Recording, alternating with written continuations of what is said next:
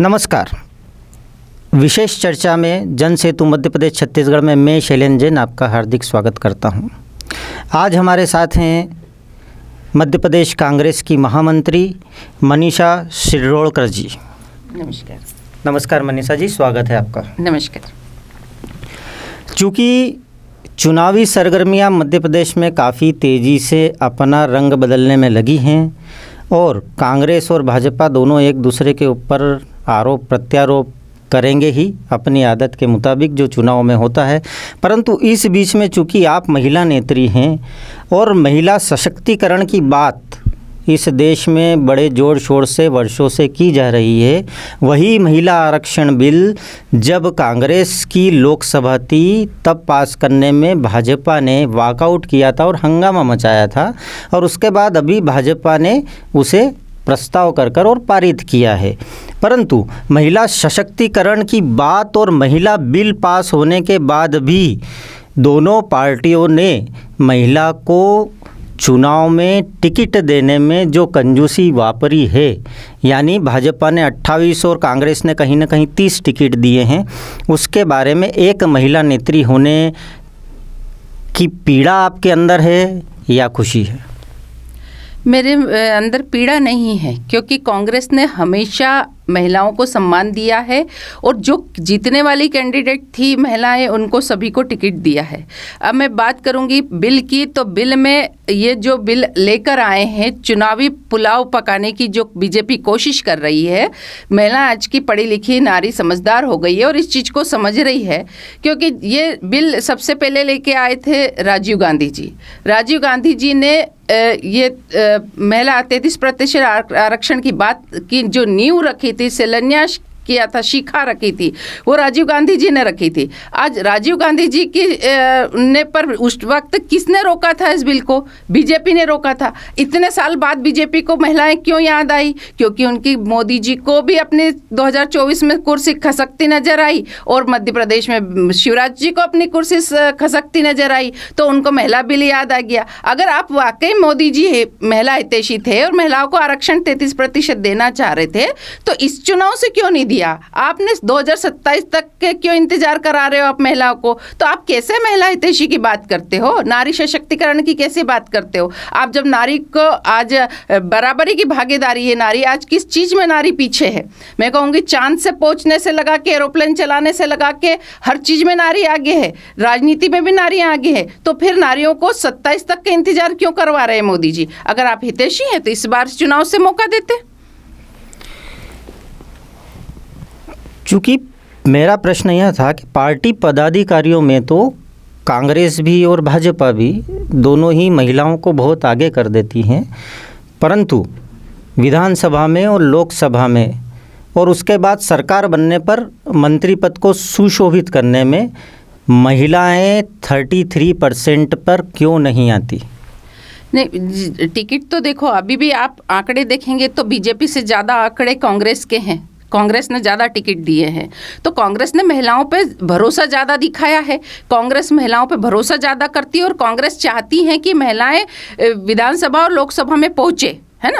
तो इसलिए कांग्रेस ने ज़्यादा टिकट दिए। पर बीजेपी सिर्फ चुनाव पुलाव पकाती है, इसलिए सिर्फ वो सपने दिखाती है, हकीकत नहीं करती। इसलिए उन्होंने भले बिल चुनाव के पहले लाए, लेकिन उनकी संख्या जहाँ 28 ही आती है, वहाँ समझ में आता है कि उनके मन में क्या है, दिल में क्या है और दिमाग में क्या है। तो उनकी रणनीति अच्छे से समझ में आती है। अब जहाँ पदाधिकारी की बात हो, तो कांग्रेस ने हमेशा महिलाओं को आगे बढ़ाया है, महिलाओं को पद दिए हैं, बड़े पद भी दिए हैं। मंत्री, जब राज्य मंत्री के दर्जे भी महिलाओं को दिए हैं, जब भले वो 15 महीने की सरकार थी पर दिए हैं। लेकिन कांग्रेस, बीजेपी की तो आज इतने 18 साल से सरकार है, बीजेपी ने कौन सी महिलाओं को पद दिया? इनके इतने पद दे सकती थी महिलाओं को, लेकिन कहीं आगे नहीं बढ़ाया। कहीं राज्य मंत्री का दर्जा नहीं दिया महिलाओं को, कहीं मंत्रिमंडल में शामिल नहीं किया, तो क्योंकि टिकट ही नहीं दिया इनने। तो महिलाओं को पीछे करने का काम बीजेपी का, कांग्रेस हमेशा महिलाओं को आगे करती है। चूँकि बात महिलाओं की आ रही है और को इंसिडेंस से आज 31 अक्टूबर है, आयरन लेडी इंदिरा गांधी की पुण्यतिथि।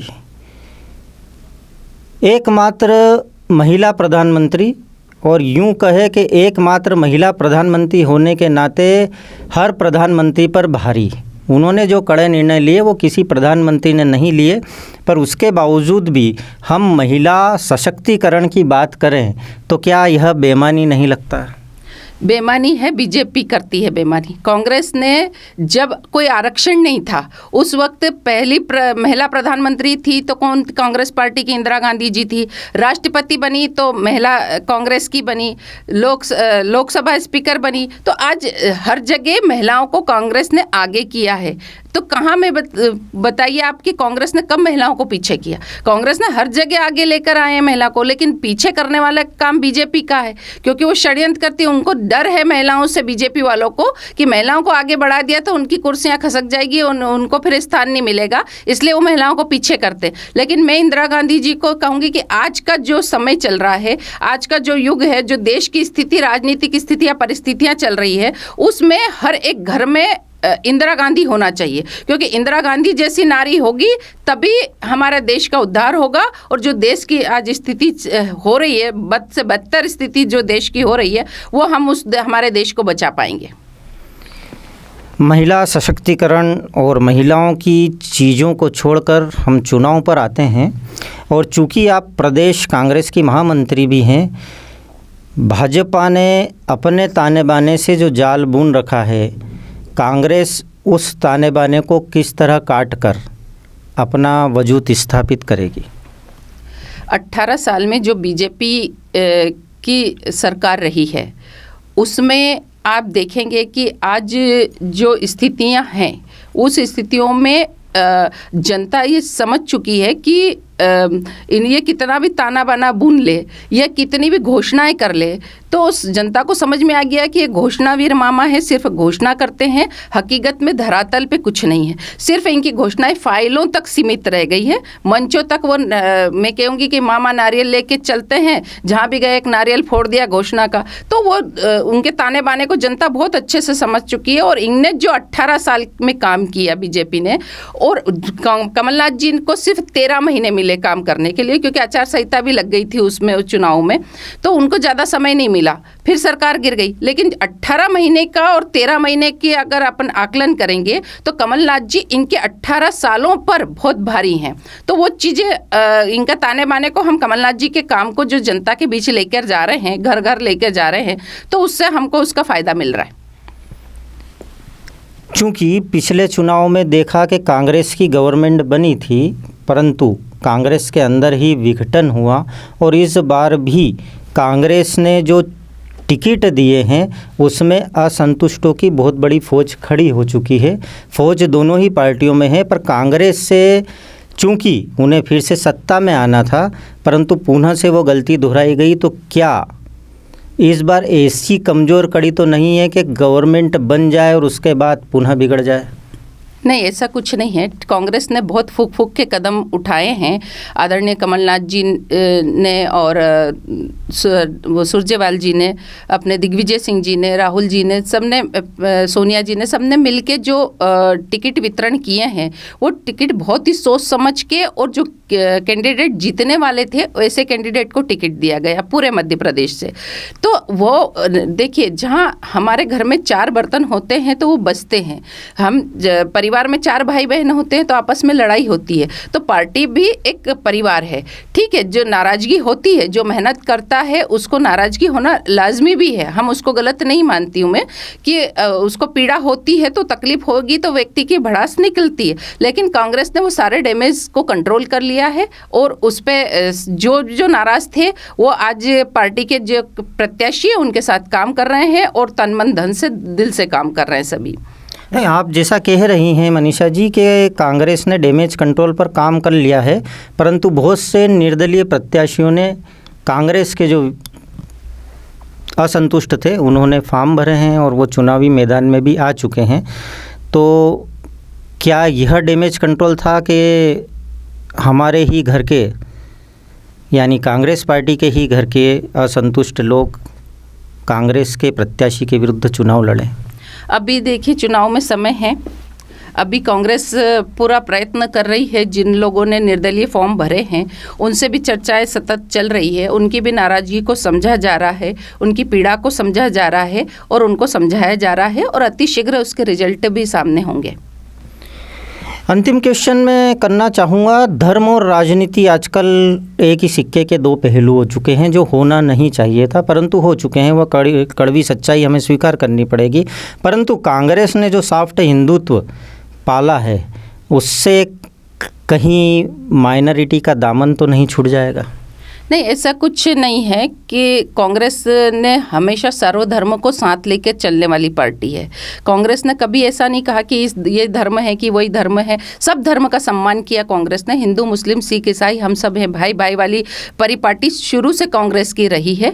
और कांग्रेस कभी भेदभाव जात पात में या समाज में भेदभाव कांग्रेस ने कभी नहीं किया। लड़ाने का काम हिंदू और मुसलमान को लड़ाने का काम जो करती है बीजेपी करती है। ना मैं कहती हूँ कि ना तो हिंदुओं को मुसलमान से खतरा है, ना मुसलमान को हिंदू से खतरा है। खतरा है तो हमारे देश को खतरा है, हमारे देश को बीजेपी से खतरा और बीजेपी से बचाने की जरूरत है। वर्तमान में आज जो स्थिति चल रही है, तो ये हिंदू मुसलमान कर करके आप कब तक जनता को बेवकूफ़ बनाओगे? अब जनता समझदार हो गई है। आप हिंदू मुसलमान का मुद्दा इनके काम नहीं आएगा। पहले अभी इतने समय से इनको 2014 में इन्होंने आए थे राम मंदिर, अब बीच में राम मंदिर गायब हो गया था। अचानक इनको चुनाव आए तो राम मंदिर याद आ गया। तो राम मंदिर क्या भगवान खुद बनवा सकते हैं? मंदिर तो है, ये क्या बनवाएंगे? मंदिर बनवा रहे हैं संत लोग। भाई मंदिर में आपने भी योगदान दिया, हमने भी योगदान दिया, हर एक हिंदू ने योगदान दिया। तो राम मंदिर बनाने वाले हम सब लोग हैं, वो संत लोग हैं जो राम मंदिर बना रहे। चुनावी पुलाव को भुनाने के लिए कि हमने राम मंदिर बनाया तो बना, तो राम मंदिर का ताला तो राजीव गांधी जी ने ही खुलवाया था। तो ये चीज़ें क्यों भूल जाते हैं? भाई आज तक मोदी जी ने, मैं कहूँगी कि 2014 से 2023 आ गया, मोदी जी ने खुद ने क्या किया? खुद कुछ नहीं किया। सिर्फ जो कांग्रेस ने किया उसके फीते काटे हैं।